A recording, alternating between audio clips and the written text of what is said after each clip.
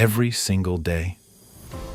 Thousands of massive cargo ships silently cross a stretch of water that most people could never find on a map. Inside those ships are smartphones, computers, medical equipment, clothing, cars, and the raw materials that keep modern civilization running. Without realizing it, billions of people depend on this sea every single day. Yet beneath its calm blue waters, one of the world's most dangerous confrontations is unfolding.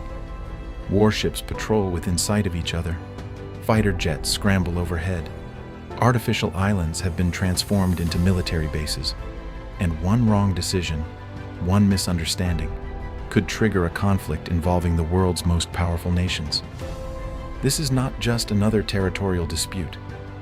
This is the story of the South China Sea, and why the next global crisis may begin here. At first glance, the South China Sea doesn't seem extraordinary. It covers about 3.5 million square kilometers, stretching from the southern coast of China to the shores of Vietnam, the Philippines, Malaysia, Brunei, and Taiwan. But its true importance cannot be measured by its size. It is measured by what passes through it. Every year, an enormous share of global maritime trade travels across these waters. Oil from the Middle East, natural gas, electronic components, food supplies, industrial machinery, consumer products. The goods that fill supermarket shelves and power factories around the world often pass through this single maritime corridor. For many countries in Asia, this sea is their economic lifeline. For the global economy, it is one of the most critical shipping routes on Earth. If maritime traffic here were seriously disrupted, shipping costs could rise sharply, supply chains could slow, and the effects would ripple far beyond Asia. What happens in these waters doesn't stay in these waters. It reaches factories in Europe, businesses in America, ports in Africa, and homes across the world. But shipping is only part of the story. Beneath the seabed lie significant reserves of oil and natural gas that many countries hope to develop. Its waters also support one of the world's richest fishing regions, providing food and livelihoods for millions of people. To an outside observer, these might seem like ordinary economic resources. To governments, they represent national security, energy independence, and long-term strategic influence. Control over this sea means access to food, access to energy, access to trade, and ultimately, access to power. That is why the South China Sea has become far more than a body of water. It has become one of the most valuable strategic locations on the planet. For decades, different countries have claimed ownership over parts of this sea. Maps overlap. Maritime boundaries are disputed. Small reefs and tiny islands, many barely visible above the waterline, have become symbols of much larger geopolitical ambitions. Some of these features are so small that a person could walk across them in just a few minutes. Yet governments are willing to invest billions of dollars and risk military confrontation to control them. Why? Because under international maritime law, control of certain islands or features can affect access to surrounding waters and marine resources. In this region, even the smallest piece of land can carry strategic importance, and that has transformed isolated reefs into flashpoints watched by the entire world. But among all the countries involved, one nation stands apart: China. Over the past several decades, Beijing has dramatically expanded its presence across the South China Sea. Its actions have changed the balance of power in the region, and they have raised one question that now worries governments across the globe. Why does China believe that almost the entire South China Sea belongs to it? That answer begins with a mysterious line on a map, a line that has become one of the most controversial claims in modern geopolitics.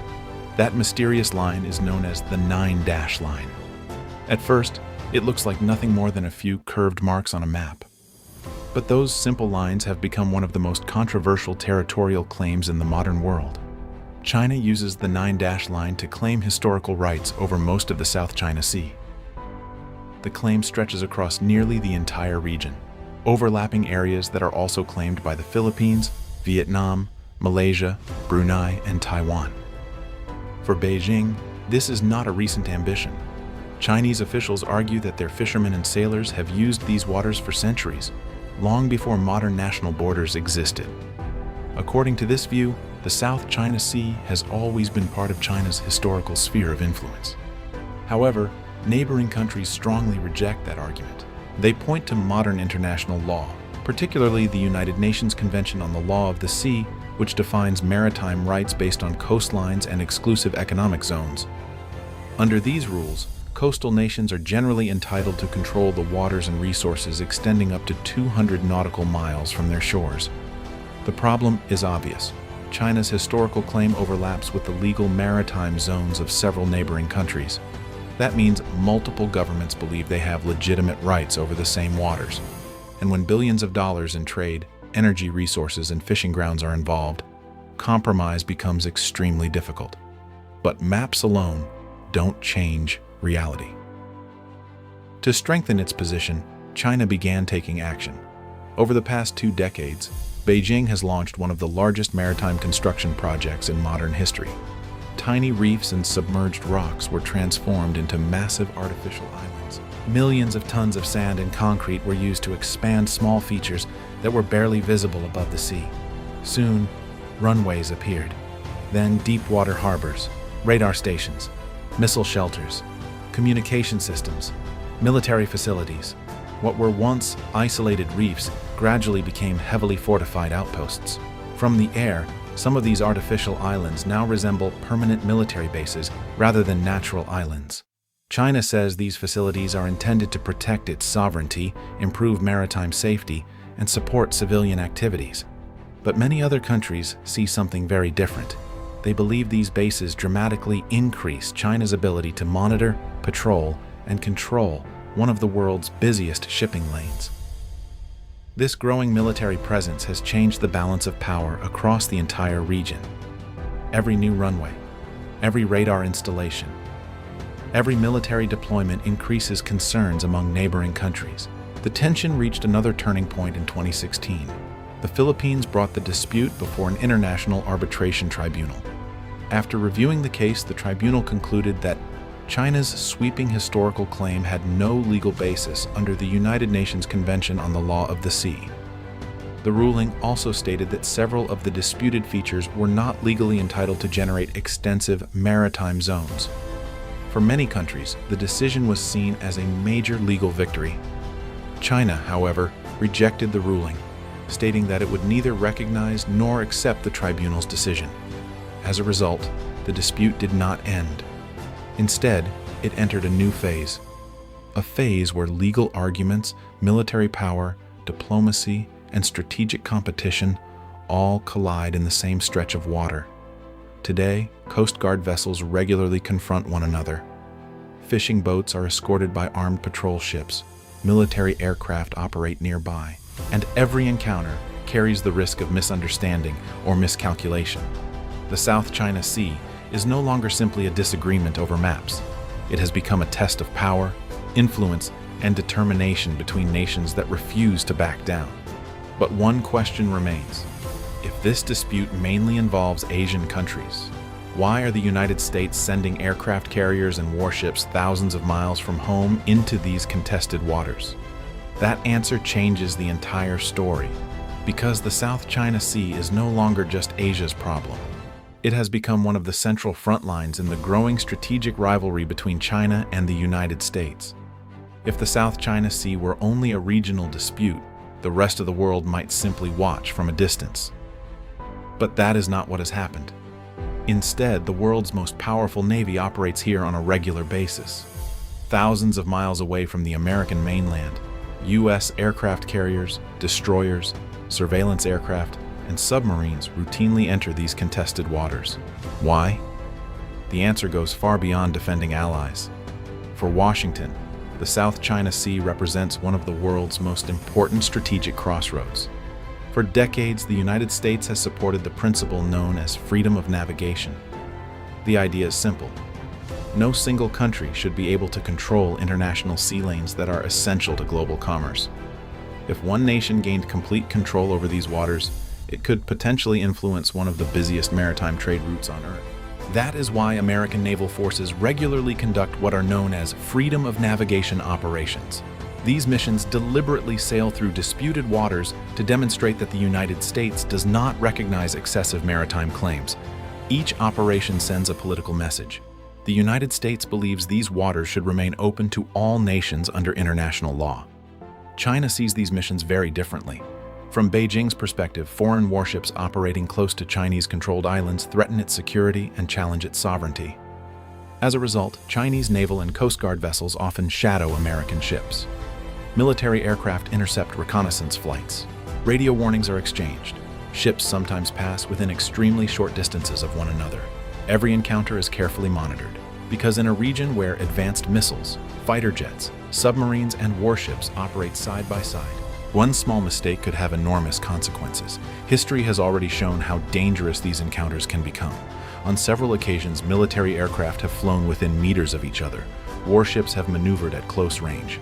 Coast Guard vessels have used water cannons against rival ships.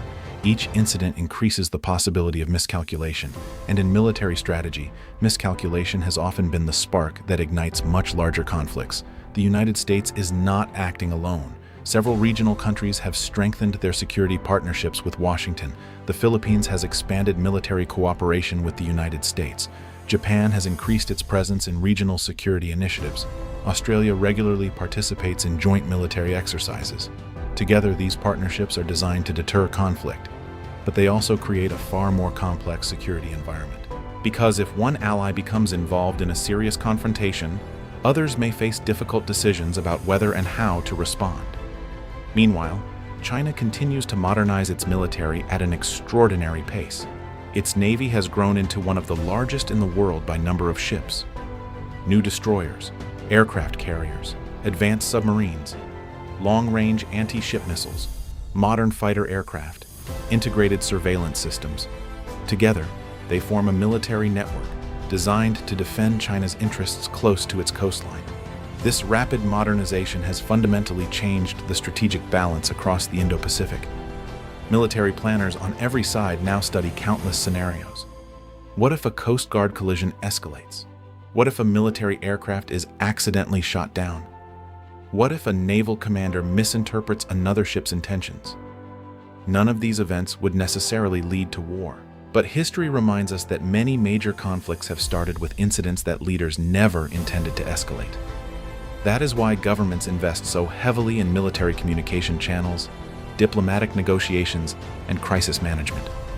The goal is not simply to prepare for war, it is to prevent misunderstandings from becoming one. Yet, despite these efforts, the risks continue to grow. Because this dispute is no longer only about territory. It is about influence, military power, economic security, technological leadership, and ultimately, who will shape the future balance of power in the Indo-Pacific. But if a crisis ever moved beyond diplomatic confrontation, the consequences would extend far beyond military strategy. The effects would reach global markets, supply chains, energy prices, and millions of ordinary people who have never even heard of the South China Sea. If a conflict were ever to erupt in the South China Sea, the consequences would reach far beyond the nations directly involved. This would not simply be a regional crisis. It could become a global one. The first impact would likely be felt on the world's supply chains. Thousands of commercial vessels travel through these waters every year. If shipping companies considered the region too dangerous, many would be forced to reroute their cargo. Alternative routes are longer, more expensive, and significantly slower. Those additional costs would spread throughout the global economy. Factories could receive critical components late.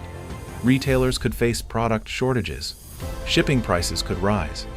And consumers around the world might ultimately pay more for everyday goods. Energy markets could also react quickly. A large share of global oil and liquefied natural gas shipments passes through nearby maritime routes. Even temporary disruptions could increase uncertainty in international energy markets. Financial markets would likely respond as well. Investors generally dislike uncertainty. Periods of geopolitical tension often bring sharp movements in stock markets, commodity prices, and global currencies. Businesses would delay investments, insurance costs for shipping could increase, international trade would become more expensive. But economics is only one part of the equation. A military confrontation involving major powers would create immense diplomatic pressure. Countries across Europe, Asia, Africa, and the Americas could face difficult choices about sanctions, security partnerships, humanitarian assistance, or efforts to reduce tensions. Modern conflicts are rarely confined to the battlefield. They increasingly involve cyber operations, economic competition, information campaigns, and international diplomacy. That is why governments around the world closely monitor every development in the South China Sea. Fortunately, despite years of tension, no major war has erupted. Diplomatic talks continue. Military communication channels remain active. Regional organizations continue searching for peaceful solutions. Most leaders understand the enormous cost that a large-scale conflict would bring.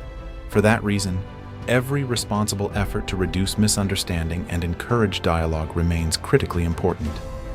The South China Sea reminds us of a larger reality. In today's interconnected world, events taking place thousands of miles away can affect families, businesses, and economies across the globe.